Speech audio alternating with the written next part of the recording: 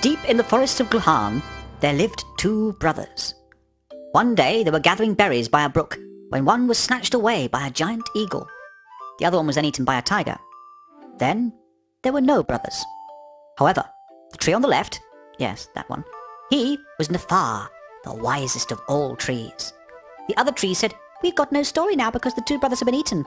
Nefar said, "What are you looking at me for? I am just a tree." Then, with a loud laugh, Nefar uprooted, stomped through the jungle, and went to join a hippie colony in the Arizona desert. The other trees tried to uproot, but couldn't. One of them fell over, pitifully. Meanwhile, the tiger, happy after his meal, came back and sang a song while strumming on a guitar. "Please tune your guitar," said a tiny yellow flower. But the tiger ignored him and strummed on. Then Nefar arrived at the hippie colony. "Look, man, a walking tree," said Frank, the leader of the colony. Nefar was soon made to feel at home with the kind, sharing hippies. However, after many days and weeks, the colony was taken over by an evil gang of dancing shower units. This, then, is the story of the amazing dancing shower units of Arizona and how they were much sought after by the great spirit of Wuluf. Wuluf, the sky spirit with an interest in domestic appliances, was bored with his shower. It could talk, tell jokes, and even hum Australian pop ballads, but it couldn't dance. "I need a shower unit that can dance," said Wuluf, and so he searched through all the earth, looking for such a thing. One day his friend the god Yin Yin, who wrote down the names of all the fish in the sea and then carelessly lost his information in a laundry-related incident, said, "I have heard of a dancing shower colony in Arizona." Straight away, Wuluf went in search of this colony. But he never found it.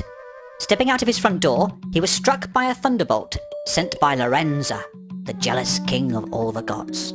"I don't see why you should have such an unusual domestic appliance when I have to make do with a jumping jacuzzi, which is both annoying and most impractical."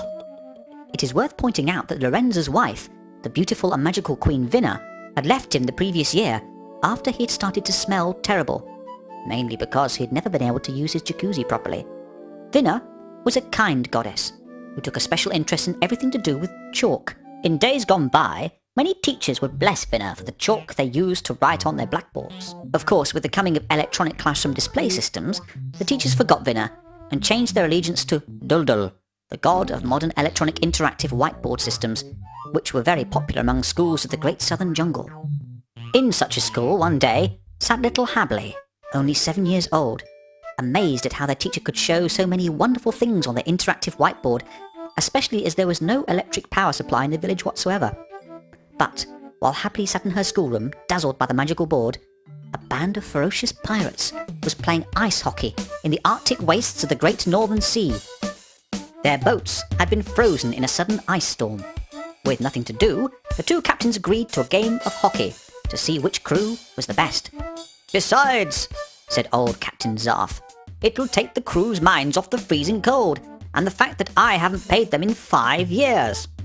It was perhaps unwise of the captain to mention this, because at once the crew turned on him in their anger, tied him to a stake, and started shooting hockey pucks at his body. "Mutiny!" shouted Captain Zarf. But the crew ignored him. They thought this game was such sport and could not help but play it day after day, even when the ice had melted and many of them had been eaten by passing sharks.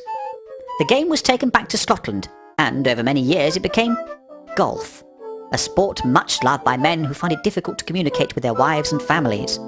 So the world moves on. A popular sport is born, and even to this day, tigers strum on out-of-tune guitars, much to the annoyance of frustrated small yellow flowers.